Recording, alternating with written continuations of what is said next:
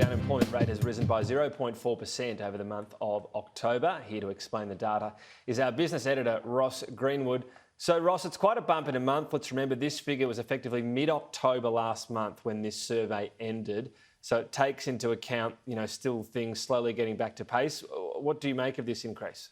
Yeah, well, some of these almost are an aberration in some ways. You'd imagine really is the country, and particularly New South Wales and Victoria, which is where you've got most workers, are coming out of lockdown slowly, and there's word about that, as to how quickly it was going to occur.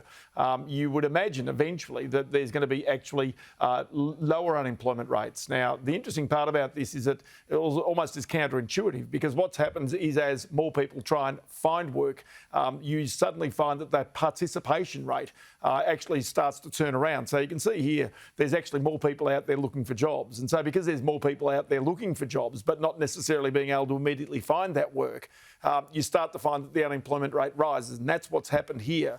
You can see, however, the number of hours worked during the month was down by 1 million. So again, this is counterintuitive because we've got a shortage of workers in Australia right now. We know that there's cries from employers to actually try and get more workers around the place. And yet you got the unemployment rate going up, you got the participation rate going up, but the people at that time simply couldn't find the work. This will flick around in the next couple of months and you'll start to see that unemployment rate come down again. But as I say, it was largely, the story here is largely about Victoria, where there were jobs lost during that period of time. New South Wales to a lesser extent. And of course, New South Wales was opened up as an economy a bit more quickly than what Victoria was as well. Yeah, so given all of that, all those factors, what did the ABS actually have to say about the figures?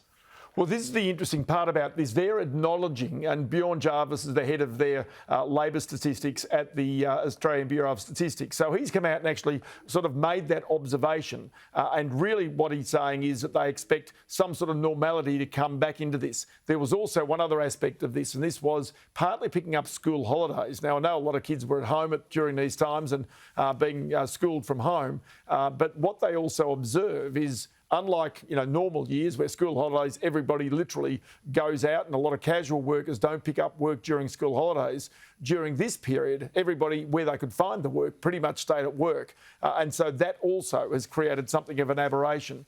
Now, do bear in mind one other small part about this, and that is that there's a real push at the moment from employers saying they're having to raise wages because they can't find the workers, and that is adding to inflation. You saw those significant inflation numbers coming out of the United States overnight, above 6%, 6.2%.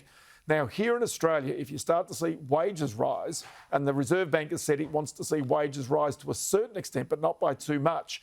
But if you get skills shortages, labour shortages, the real trick will be whether the Reserve Bank, the government, can actually try and control it. So they want people in work to pay taxes and not to be on unemployment benefits. They also don't want skills shortages, which is why, of course, when borders reopen, they hope really they can address that imbalance as well. So that's part of the story that's coming out of today's employment numbers, Tom.